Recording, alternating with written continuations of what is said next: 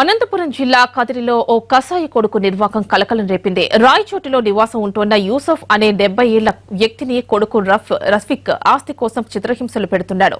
ముగ్గురు కూతుళ్లను కొడుకుని కష్టపడి చదివించి పెళ్లిళ్లు కూడా చేసిన తండ్రి యూసఫ్ పట్ల రఫీక్ అమానుషంగా ప్రవర్తిస్తున్నాడు. ఆస్తి తన పరం చేయాలంటూ గృహ నిర్బంధం చేసి వేధిస్తున్నాడని వాపోయాడు తండ్రి యూసఫ్.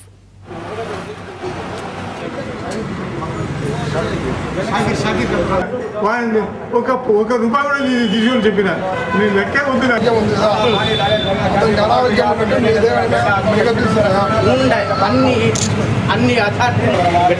ఒక కొడుకు ఇద్దరు కూతుర్లు కూడా హైదరాబాద్ లో ఉన్నారు.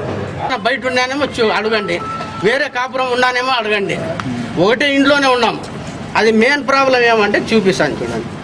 ఎందుకంటే మా నాయన వచ్చి చాలా మేధావి, అయినా ఏమంటే కొడుకు తగినట్లు తండ్రి. ఎన్ని రోజుల నుంచి చేసినారు?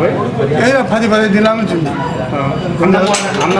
అన్నమంతా తెచ్చి ఇస్తారు. ఇక్కడే వాకిలు తీసి ఇస్తారు, పెడతారు, అలా వెళ్ళిపోతారు. వాడ కూడా ఎందుకు లోపలేసి నేను బయటకు వస్తానే రాసి ఉన్నాను చెప్పొచ్చు కదా. చెప్పినాను, ఇంకేం చెప్తే కూడా ఈనాడు ఎక్కువ చెప్తే కొట్టాడు కూడా. ఆ భయంతో ఏం చేసేది, కొట్టినాడు కూడా.